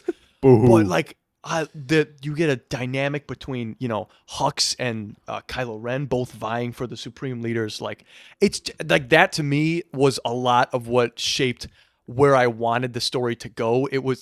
I saw Snoke as this Sith Lord long forgotten, someone strong with the dark side of the Force, who I wanted to know so much more about. And that to me, like in the theaters, and even now, like I know where he's going, but even now that scene, like the music in the background, very reminiscent of John Williams' Revenge of the Sith soundtrack when he's talking about Darth Plagueis the Wise. Very similar music cues, dark throat, guttural singing, which we haven't even talked about John Williams yet. I would say a little bit of a step down from his previous scores, But the themes are pretty still, good. Rey's theme Rey is theme is very cool. memorable. Oh my gosh, Rey's theme is so beautiful. And the March of the Resistance, I think, is also a really good piece of music. Hot take: John Williams good? Bad. Not hot take. Come on. But yes, that's my favorite scene. I like the Snoke scene. Isn't he like 98? He's pretty old. Look it up. Actually, no, you shouldn't look up how old John Williams is. You should look up the scores for this movie online. And I want to know the box office for this. Oh, The you box mean office. the score, best original score nomination that it got? Boo. All right, so a couple Academy Award nominations: Best Film Editing, Best Original Score, Best Sound Mixing, Best Sound Editing, Best Visual Effects, all nominated. I like the sound of the new Millennium Falcon. A lot of people don't. I liked it. Best I like- film editing? I like how like bassy it is. Sounds like an engine. Doesn't sound like just a. Okay. Grammy Award, Best Score Soundtrack for Visual Media. It won that. Nice. Whoa, nice. And then BAFTAs, it won the Best Special Visual Effects Award. And it was nominated for Best Original Music, Best Production Design, and Best Sound. Well, what's it up against in 2015? You have the Avengers Age of Ultron, which none of the Marvel scores ever reached that, but the No. Age of Ultron score was fantastic. Oh, wait, I got to look up the 2016? 2016 Oscars. Come on now. Was it even? Because this was released December 18th? Yes. Yes, this was part of the... This wasn't nominated for Best Picture? What? No. Wait, hold on. This is wild. Just cut this The out. way there was Best Original Score. Best Up. Original Oh, yeah, Right yeah, there, that's right right. It was nominated. Right. All right, Hateful Eight won. Ennio What Morricone. won visual effects that year? Ooh, good question. Fury Road swept. Oh, dude. all right. Okay. Fair. All right. Fair. I'll give it to Fury Road. sweep. Fine. The one shot of the sandstorm alone. You can puts have it it, ahead. Fury Road. Visual effects. Where's that at? Hold on. Visual. Oh, here we go. There we Ex go. Machina. Okay, I can see that. Oh, I've never seen that. It's all right. I've seen it. It's aight. It's aight. It's aight. But yeah, Fury Road swept that year on basically everything should that have. was important. Yeah, that's Best fine. Picture was Spotlight. What even is that? DiCaprio's first Oscar, I will say. Oh yeah, Also- DiCaprio for The Revenant. Revenant was okay. Room came out that year too. Oh, cool. Best Actress for Brie Larson. Brie Larson's rise to Oh, fame. wow. Yeah. Look at that. Such a good actress. But yeah, a bunch of nothings came out that year too for Oscars. So Big Short, gotta watch that. None shit. are remembered as what much the as heck this. is where's Fan Four Stick? Inside Out. What? Yeah, come on. What the heck? Anyway, money. Let's talk money. Talk Money. This was money. a cash cow, dude. This made more than any of the. Did it make? It almost made more than the prequel trilogy combined, Yeah, which is insane. that makes sense. So the budget was $245 million. Swept it opening weekend. 247 domestically made that much. Box office hit 2 billion. Domestically, I'm pretty sure this is still the highest grossing American film. It may have been overtaken, but I'm pretty sure this was the highest grossing domestic release. Worldwide goes to Avatar, obviously, but Oh, there it is. First place for domestic opening release, Endgame. Really? Then No Way Home. Then Infinity War. as then of Force 2015, it Awakens. probably was that. Okay, Yeah. all right. I mean, all three With of those movies are inflation, better, I'm but- sure it's up there, but Yeah, because right. inflation even to 2015, it cranks it Mm-hmm. up. But yeah, 8.5 times almost the profit ratio, which the number keeps going down. Keeps going down. This is the highest we'll see it for the rest of the podcast. But you're not here to hear about that. No. You're here to hear That's the internet right. scores first. Rotten Tomatoes critic, 93%, Wow. putting it in tied for second place. Nice. Okay. All right, Uh, critics. Rotten Tomatoes user, 85%, which fourth place, not bad. So far, I'm not looking at scores after this. Metacritic critic score is an 80%. Metacritic user is a 6.7 out of 10. Letterboxd is a 66%. So what is that, like a 3? Yeah, it's a 3.3, I think. 3.3. Yeah, exactly. IMDb, 7.8 out of 10, averaging it out to a 78%. Putting it. Putting it at Fourth place, right? yeah, fourth place. People like this movie. Uh-huh. Big surprise here. Hollywood Reporter ranking put it at third place. Wow. My the more important ranking here though is the Last Jedi Yes. ranking. This is Called the Last Jedi ranking for good reason. because didn't need to rank anything after that, I guess. I ranked this 5th place back in 2017, but that's not important It's not important now. because today Oh man, we're gonna see where this ranks. Today's a new day. That's right. Ben, I'm very interested to hear where you're gonna rank this because I- you didn't put anything on Letterboxd for Nope. your score. Nope. And I was not Ethan and going I, to. we already kind of know what we're sitting at. I like it kind or of know hate where it. you guys Kinda. are sitting at too. Yeah. We're Just- sitting on this Well, because couch. you already put your scores on Letterboxd. I'll So explain. I'll explain. I just put a myself. heart on Letterboxd. you did. I didn't score it yet. Yes. Yeah. So Oh, that's true. um, I scored mine. a long time. We've been building this for a long time. What in 2024? What's the reputation of these sequels?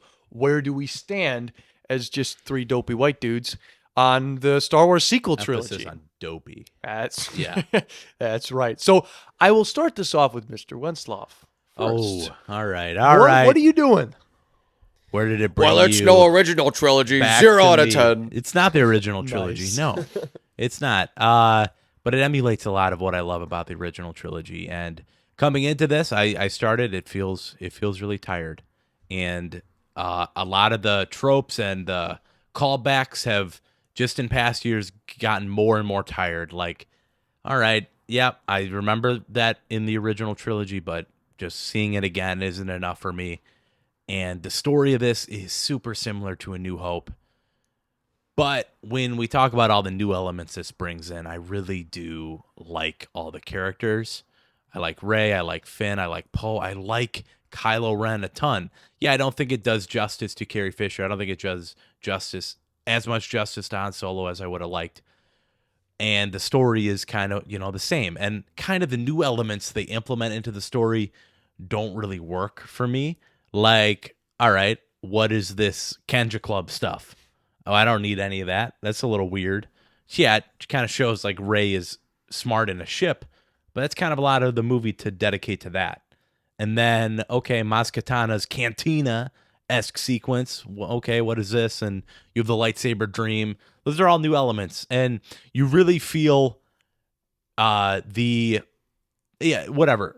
really feel the mystery box format slip into this. And I do have a lot of love for J.J. Abrams. He gave me Lost. He juiced the Mission Impossible franchise. He's done a lot for me, but this movie isn't the best.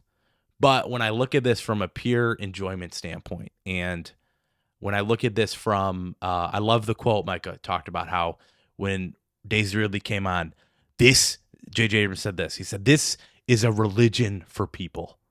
And I think where your, quote, religion sits with this movie is going to determine a lot of where you throw this movie. For sure. Me, I would not call myself a religious Star Wars fan. I like Star Wars a lot. The original trilogy, some of my favorite movies. Andor is one of my new favorite shows. Rebels, I love a lot of Star Wars, but I'm not religious towards Star Wars. And the lore, I'm not religious towards the lore of Star Wars. So yeah, Rey's a little strong in the Force. Whatever. I don't really care about that. It's not affecting me. The lore, I gave up on critiquing all the lore when the prequels came out and when this Clone Wars came out, because a lot of how I viewed the original trilogy was changed. So I'm very open to new ideas in Star Wars, and that's how I am with this. And when I look at this and I think about it, I enjoy this movie more than I enjoy Attack of the Clones. And I enjoy this movie more than I enjoy The Phantom Menace. Now, Seeding into that. are those better movies? Yeah, probably. But I think entertainment goes a long way with movies. And I do get entertained when watching this. And critically, sure, it's not the best, but I like putting this at a 7. I'm going to lock this in at a 7. I'm going to tie it with my Phantom Menace score. I do think this is significantly better than Attack of the Clones. I don't know what George Lucas Kool-Aid you two were drinking the day we recorded that, especially Micah. Even my dad comments Still on on that. it. He's like, what was Micah doing? Why did Micah go so high with that? I don't know. For Attack of the Clones, yeah. I actually we'll never had to know. defend it last night. Yeah. A buddy of mine who was also a film nut Snapchatted me and was like, "Dude, the dialogue in Attack of the Clones is so bad." And I text back, I'm like, look at it from a Shakespearean point of view, because he's also a theater guy from when I was There you when go. I was in high school. He was a theater buddy with me, and he was like, it clicked for him. He was like, "Oh, dude, wait, this is actually really good. Never mind." Really? Wow, look at Yeah. Look at Micah Wow. converting Which- people. You're not going to convert me. But no, 7? Okay. highest I can go, this is a 7. I love a lot of the elements of it, and I like it Nothing as a higher than a movie. 7. I don't think I can go higher than a 7 Okay. just because of where it goes and what it does to Star Wars as a whole. I think a 7 is where I need to put this. Nice. I like that score. 7. Mr. Het. I am trying to view this as individual as I possibly can, while also considering what came out before it. So through our Marvel movie marathon, I don't think that we had any movies where we're like, this movie is better because of a movie that comes out later. That obviously isn't the case here with Force Awakens. No movie after this is going to make this one better so far.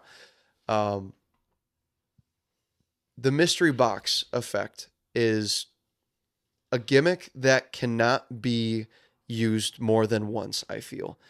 It's very showman-y. It's very like showmanship, like it, very grandiose, very like, all right, yeah, we're gonna show a bunch of very cool things that you really like to see. The way I've compared it to, I've seen this comparison a lot this week since the new Godzilla movie came out, Godzilla and Kong. You have the steak, which is Godzilla -1, and you have this greasy, cheesy, cheeseburger From Wendy's or that something. from Yeah. Wendy's that you can't eat very much, but oh man, it's good. Yeah, okay. Yeah, I enjoy this. Like, this is good. Like, It's it not gives- premium steak. it's everything I needed. Yeah. I know it's not healthy for me. I know it's greasy. I know it's, it's got all the things that genetically engineered to please my taste buds, right? It's got all those little tingly bites in there that I just love so very much, but I'm not going to eat this movie every single day. Right. I'm And not gonna- Gordon Ramsay would rip you apart. Yeah. And sure, that totally works. If you break down all the microplastics and all the fake cheese that's on there, you're going to have a bad time. Micah, that is a perfect analogy. I love what you just what you just pulled out right now. I'm relating with it hard. And this is an enjoyable movie. This is more of a Scorsese roller coaster. It fits under that definition, where Scorsese relates the Marvel movies to roller coasters. You can get back on this ride and not think about it and have a lot of fun. And for that, I can't place it higher than Phantom Menace. I cannot, because I don't feel like as much thought into the ramifications of what they were doing with this mystery box were. I don't think that they really thought about that. Like, what if these questions weren't answered? What if, we just left these up to lore to just figure it out? So that's why I'm going to give this a low 8 at an 8.2. Still very fun. Lots of great things in there. Lots of 10 out of 10 moments, right? But also lots of the sequels hurt it. The sequels really what follow, hurt yeah. it. And at the time, leaving the theater, It's like you were such buzzed about all of these, the what could be's. Yeah. Is Qui-Gon going to make a return here as the grandfather? That was my favorite theory. Is Snoke going to be the grandfather? Is, Obi-Wan the parent? Who is Rey's dad was my favorite theory. And unfortunately, we didn't get the answer we quite wanted. Somehow. we got an Somehow, answer. the mystery box was left unsolved. And Not unsolved. Not fully. and if this movie I- had more of a standalone, it doesn't stand on its own. It needed more of an arc. We needed more characters to have some sort of conclusion to them. It needed to end in an award show. People needed to needed that, get yeah. awards. It needed to be a ceremony. And because we don't dive into these characters, it's still a stellar movie. I still love it. it's very fun. But Yeah. it doesn't have as deep. It's a cheeseburger. It's a cheeseburger. Yeah, and I love the when you were talking, the quote that kept ringing in my mind was, "What, you're scared of a little lightning?" No, I'm not. I'm not overly fond of what follows. That's this movie. right? I'm not overly was fond that of what from? followed. That's from Avengers, Ah, and the Quinjet with Yeah, Loki. Loki man. says yeah, it. that was good. Yeah. But yeah, 8.2. Solid movie. Is it the best? No. Is it a fun time? Yes. Would I rewatch this in a heartbeat? Yes. Totally going back for seconds on that double cheeseburger. Nice. Okay. No, I need a cheeseburger, Micah. I Go to know. Wendy's after I this? didn't eat dinner. I think and everyone I'm listening really needs a hungry now. cheeseburger. I didn't eat dinner Yeah. either. Did you eat dinner? No. We're going to Oh my Wendy's after this? 100%. Guys, let's go to Wendy's. They've got their deal going right now, $1. So $1? $1. Guys, we're for going to Dave's single, Wendy's. $2 for Dave's double right now. Why are we in here? Why Ben, are give we- your score Here, so we wait, can no, leave. hit the the pause. heck Let's go outta get a here. burger. Holy catfish. Dang. All right, wait, Ben, all right, 5. Let's move on. All right, we got this. 5 out of 10. All right, 6.7 out of 10 averaged out. Putting it at last place, guys. Ouch. All right, Ben, sorry. Go ahead. No, it's fine. I'm very interested to hear what you have to say. Yes. Well, I might disappoint you, Micah, but I'm glad you guys like this. What is movie. this question? no, let I me know let me that ask you this. Let me ask you this. Just don't feel ashamed answering this. won't. Star Wars, on a religion scale from 0 to 10, how religious are you when it comes to Star Wars? Ben? 10. 10. Yeah, how was the Alright. Thrawn books? confident- How were the Thrawn All right. books? All right. 10. All right. The Thrawn books are. Do we want to get into that right No, now? No, I'm just. nope. No. Go, Ben. Okay. So you're an 8. your analogy is very good. Thanks. But I'm not talking about the cheeseburger one. That one was good. Oh. I like what you said that if you shut your brain off and you don't think about it, you can have a great time. Because that's the only way that I can have a good time watching this movie. Because the moment I start thinking about almost anything in this movie, I start to get mad. You ask me how I view this on a religious standpoint, Yeah. Star Mad Wars. at Ray's teeth. When I watched this in the theaters, I was not as hot as I am now on Star Wars. I didn't know as much. I don't think I've even read a novel. But now I am so much more steeped in the lore. I've He seen almost would everything. call himself a certified lore master. I would. Listeners. And when you look at it that way, and you look at what the story could have been, and you look at what Disney did to get here, it's so frustrating. And I really tried at the start here to put the behind the scenes of the sequel trilogy behind. Put it away. You can't factor that into the story. Like Tom Cruise. Love Tom Cruise, but when I look at the behind the scenes of Tom Cruise's life, it's like, okay, he starts to fall apart as an actor, but you got to leave that behind. I always say that. But with this trilogy in and of itself, and Force Awakens, I used to really love this movie. I was actually excited to rewatch this one in particular because I have very fond memories of this.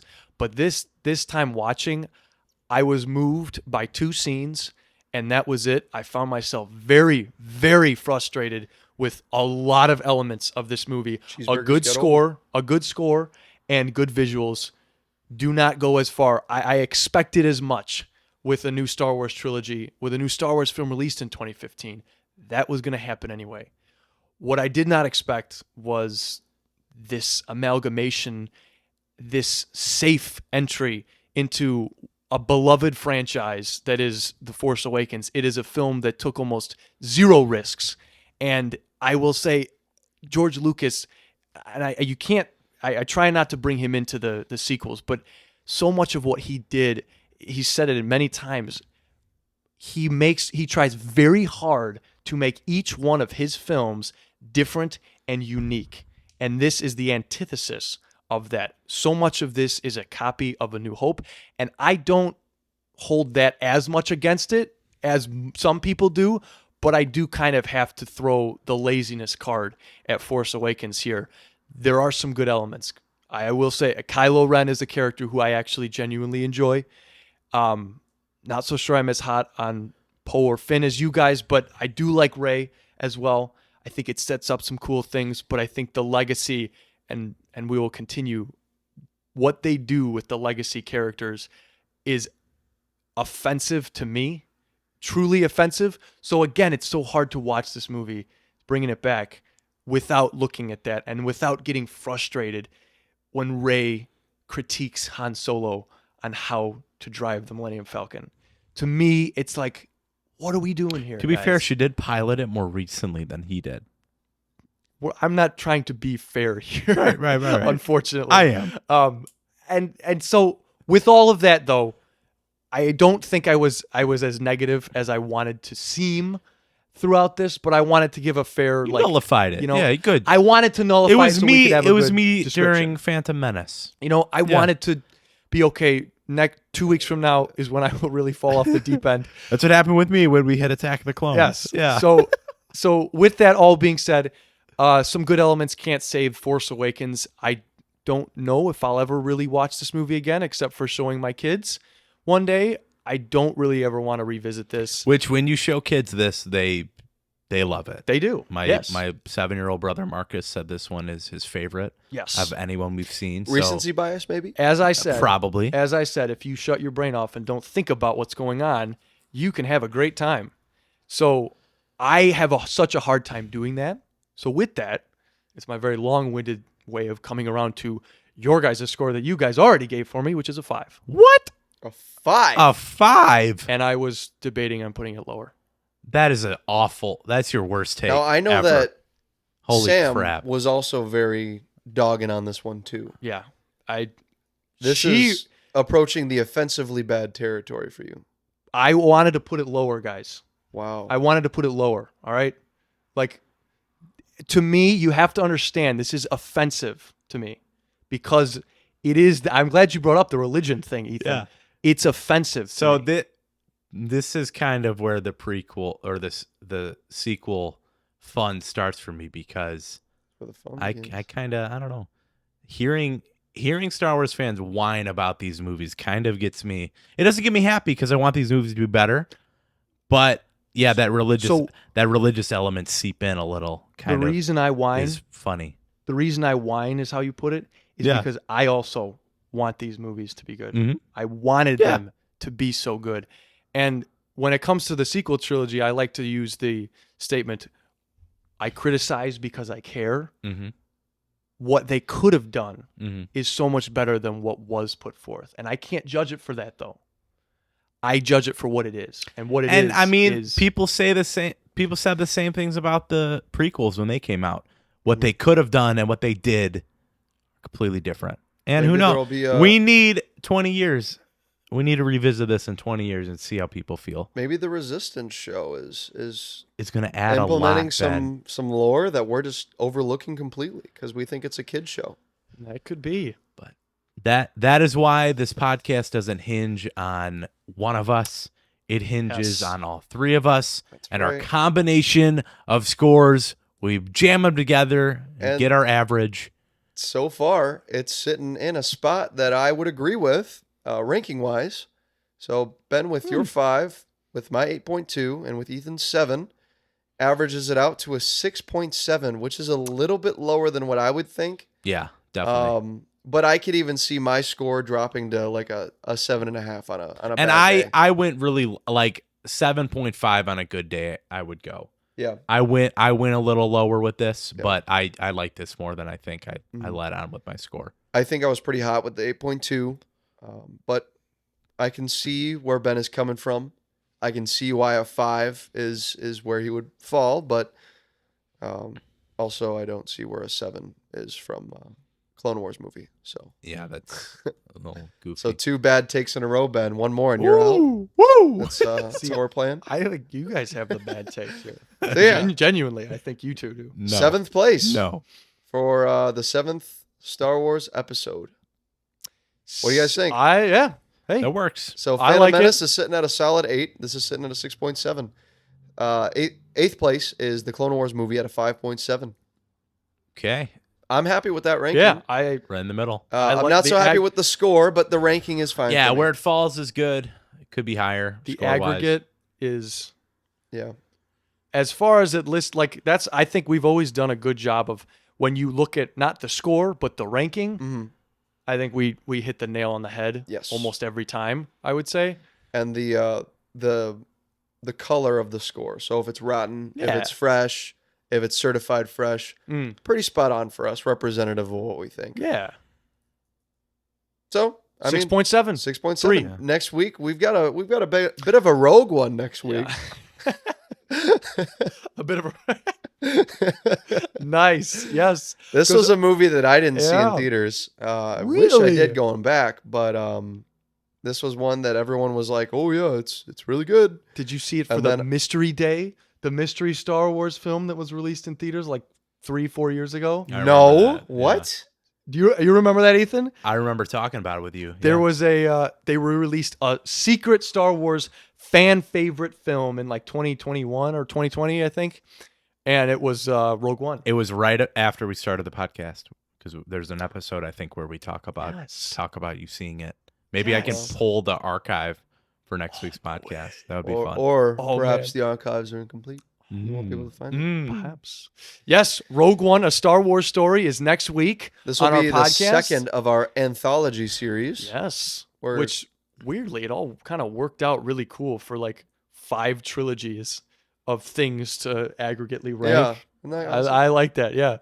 But yes, Rogue One, I a still need to see film a holiday special. I remember being pretty hot on. I like Rogue One. I like Rogue One. I like Yeah. Rogue One a lot. I think Andor's only helping. I've seen it twice.